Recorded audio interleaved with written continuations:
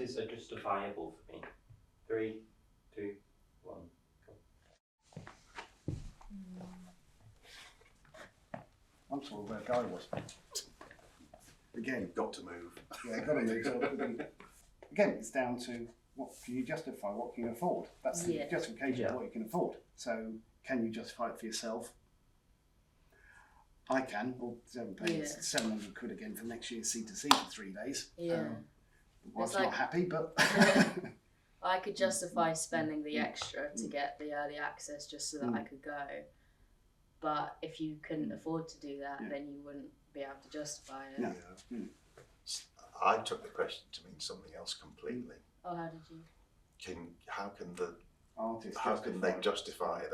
Let's say £100. Yeah. I think there's lots of. It's much more financial now. I mean, I think because, like I said before, it used to be a method to market the new album, and it's now become the only way that they make money. So obviously the artist wants a bit more out of it, which is why they play bigger places, because there's less of the having to move around and set up and bring it all down. But I think there's more people, more agencies, more organisations that are taking money out of it. So you've now got the people that run the ticket websites. You know, not only is it the price of the ticket, you've got a transaction fee, you've got a pay by card fee, you've got a let's charge a fee because we can charge a fee a and all that sort of stuff. souvenir ticket fee. Yeah, that's I've got some old scam. tickets, and some of them were works of art, and to have the ticket was a real thing. I've started making my own. Yeah. So but I think because of the industry that it's become, you've got the people that have the hall, they need to make their money. You've got the people that do the lighting and the sound, they need to make their money. There just seems to be more expenses. More people involved that want their pound of flesh. I think so whilst I've stood here and said it's not just justifiable, I think if everybody looked at what they were charging, decided to take maybe 5% less than they are, then they'd still probably turn. They'd still probably do all right, you know. Like big artists like Taylor Swift. Like, granted, it's been named the biggest tour in history, but the prices were absolutely insane. And Taylor Swift herself. Do you know how much the more expensive ones were? Because I feel like I remember reading some people paid like £1,000. Yeah, just that for the was night. for resale tickets. Okay.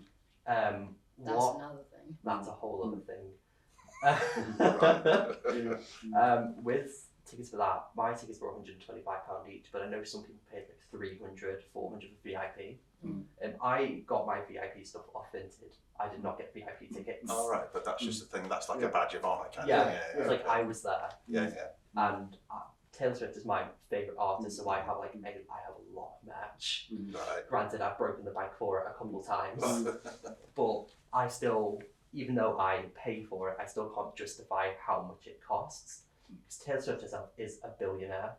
She has all the money in the world, and yet she still charges so much for what she does. I'm not sure if it's her, actually. I think there's a whole industry that's there is a whole industry, and she has like a team that does a lot of the work for her. But she must also have Taylor Swift brand. Yeah, the brand that is Taylor Swift.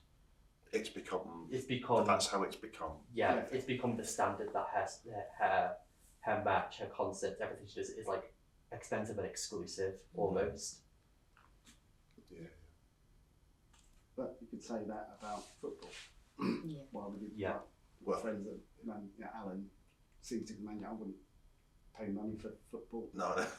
Or for free, I still wouldn't like it. So it's down to justifiable as in terms of justifiable for yourself, and then looking at how that goes, and you've got to remember that the other side is then the cost of running a tour has gone up tenfold, threefold.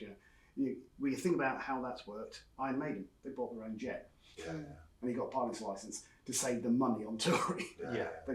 That side of things. So there's that logistics. If you think about what's moving around for that tour, and they're chunking across America with truckloads of stuff to do it, then you see where so how much, without knowing what the percentage of the cut of all those tickets the artist gets. I really should have asked my second cousin who's a drummer in Def Leppard what their cut was on the tours, but yeah, they make a lot of money. But it's again logistics about doing that is so yeah, it's who's justifying what you're justifying. So personally, for buying tickets, I can justify that. How they justify it, I can see how they can justify it, and if they can really get away with it, which has proved she can. And let's face it, she improved the Kansas City Chiefs Yeah, fan she did. base.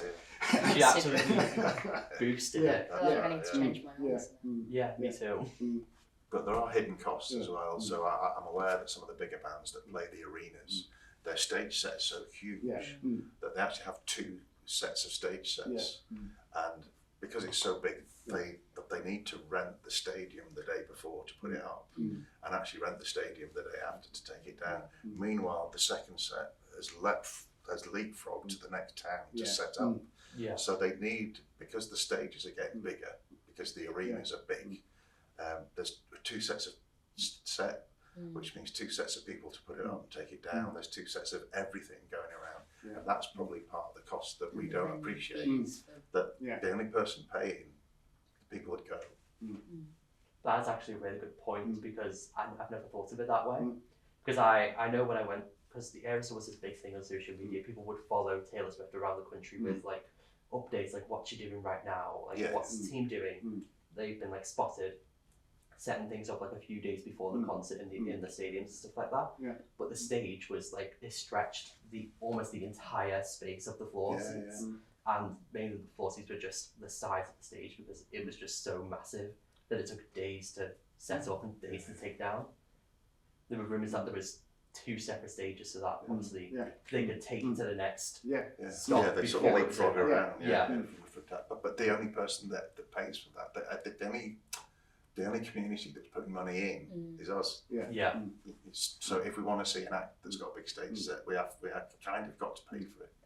And I think if you think that's reasonable, then the ticket price becomes justifiable. If you think it's a bit too much, really, I'd be quite happy to see Taylor Swift play here. You know, then it's not just if that's as far as you can take it.